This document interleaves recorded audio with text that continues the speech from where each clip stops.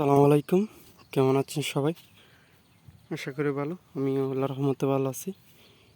আজকে কথা বলবো লাউ নিয়ে। তো পুরাতন ভেবে জমিতে লাউ চাষ, আলহামদুলিল্লাহ লাউয়ের বর্তমান অবস্থা এ নিয়ে কথা হলো। আমি যদি আপনাদেরকে দেখে, লাউয়ের বয়স হচ্ছে আজকে 25 থেকে 26 দিন এরকম। আমি যদি লাউয়ের গ্রোথটা রাখি, আলহামদুলিল্লাহ যথেষ্ট পরিমাণ গ্রোথ এবং যথেষ্ট পরিমাণ বড় হচ্ছে। এখানে একটু সমস্যা হচ্ছে, এখানে হচ্ছে একটু এই বল বা সারের পরিমাণ একটু বেশি লাগবে, কারণ হচ্ছে এটা যেহেতু সাথে ফসল হিসাব পেঁপে আছে, তাই পেঁপেটা আপনার লাউয়ের যেগুলো সার দিচ্ছেন সেখানেও শক্তি নিচ্ছে লাউয়ের সার থেকে, তাই লাউয়ের একটু সার বেশি লাগতেছে। আর একটা হচ্ছে আপনারা যখন লাউ রোপণ করবেন, মাচা যতটুকু উঁচু দেবেন কোনো সমস্যা নেই, লাউয়ের মাচার নিচে যেন একটা ব্রাঞ্চও না থাকে, এরকম ছোটো অবস্থায় ব্রাঞ্চগুলো কেটে দেওয়ার চেষ্টা করুন। কারণ হচ্ছে নিচের দিকের ব্রাঞ্চগুলো হচ্ছে প্রথম ব্রাঞ্চের মতো, আপনি যদি এটা কেটে দেন, এই দ্বিতীয় ব্রাঞ্চটাও প্রথম ব্রাঞ্চের মতো গ্রোথ নেবে, সেটাতেও লাউ ধরবে না। চাই আপনারা অবশ্যই নিচের ব্রাঞ্চগুলো কেটে দেওয়ার চেষ্টা করবেন। মাচার নিচে যত সাইড ব্রাঞ্চ বের হবে ছোটো অবস্থায় ছিঁড়ে দেওয়ার চেষ্টা করুন। ছোটো অবস্থায় যদি ছিঁড়ে দেন তাহলে কী হবে, আপনার লাউয়ের শক্তিটা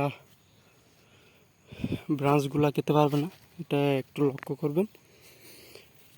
আরেকটা হচ্ছে আপনারা অবশ্যই লাউয়ের প্রতি 7 দিন পর পর স্প্রে করার চেষ্টা করবেন, এই ছত্রাকনাশক এবং কীটনাশক। তো আজকে আসলাম হচ্ছে এখানে পেঁপে হারভেস্ট করতে সকাল সকাল।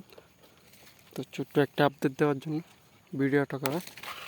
আমি যদি দেখাই, আমার যেগুলো এখানে পেঁপে আছে সেগুলো দিয়ে আমার মাছার যে খরচটা আসবে, আশা করা যায় সেই খরচটা উঠে যাবে। যেহেতু এখানে যদি কোনো হারভেস্ট করলে 50 থেকে 70 কেজি 80 কেজি এরকম মাছ হারভেস্ট করা যাবে এক একটা পেঁপের ওজন। আমি যদি দেখি এক একটা পেঁপের ওজন 1/2 থেকে 1 কেজি এরকম হবে। এগুলো দিয়ে আমি আমার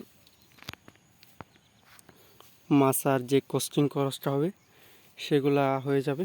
আমি যদি দেখি এখানে এগুলো একটা পেঁপের কুটির সাথে মাছটা দিয়ে দিই। আসলে আপনি যদি কৃষিতে প্ল্যান করে আসতে না পারেন, তাহলে কৃষিতে লাভ করা সম্ভব। যথেষ্ট প্ল্যান করতে হবে, কারণ এখন হচ্ছে সারা বছরে আপনার যে জিনিসটা বের করেন না কেন সারা বছরে একই জিনিস থাকে, তাই রেট নিয়ে অনেক সমস্যা হয়। কারণ হচ্ছে আপনি যেরকম প্ল্যান করে বের করতেছেন আগাম, অন্যজন এরকম প্ল্যান করে বের করতেছে, তাই আপনারা একটু বুদ্ধি কাটিয়ে একটু খরচটা কমিয়ে নিয়ে আসে চাষ করার চেষ্টা করবেন। দেখতে পাচ্ছেন, আশা করা যায় সপ্তাহ কয়েকদিনের মধ্যে লাউয়ের ফলন আসা শুরু করবে। কেন যদি দেখে, এদিকে রোপণ করা হচ্ছে লাউ, আর এদিকে রোপণ করা হয়েছে মিষ্টি কুমড়া একেবারে কম। এদিক থেকে এটা হচ্ছে মিষ্টি কুমড়ার গ্রোথ একটু কম, এটা স্বাভাবিক, মিষ্টি কুমড়ার গ্রোথ একটু কমই থাকে। তারপর আসলে আলহামদুলিল্লাহ খারাপ না, চলবে। দেখতে পাচ্ছেন এখানে মাত্র একবারই সার দেওয়া হয়েছে রোপণের সময়, আরেকবার হালকা করে ডিএপি দেওয়া হয়েছিল গোড়া থেকে একটু দূর করে, শুধুমাত্র ডিএপি। আর প্রথমবার রোপণের আগে সার দেওয়া হয়েছিল, যেটার ভিডিও আপনারা চাইলে আমার চ্যানেলে গিয়ে দেখতে পারেন কী কী সার দেওয়া হয়েছিল।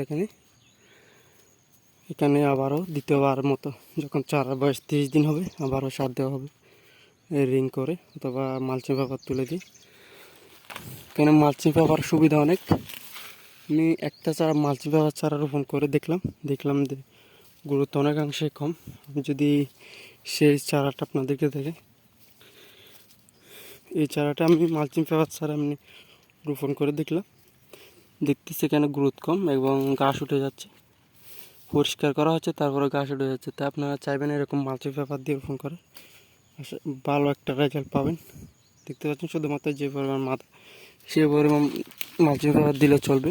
যদি আপনাদের পুরাতন মালচিং পেপার থাকে, যেটা আমি এখানে রোপণ করছি এটা হচ্ছে আমার শসার মালচিং পেপার ছিল, কেটে কেটে এখানে লাউ দিয়ে দিছি। আজকের ভিডিও আশা করি বুঝতে পারছেন। তখন পর্যন্ত পাশে থাকার জন্য ধন্যবাদ। আসসালামু আলাইকুম রহমতুল্লাহ।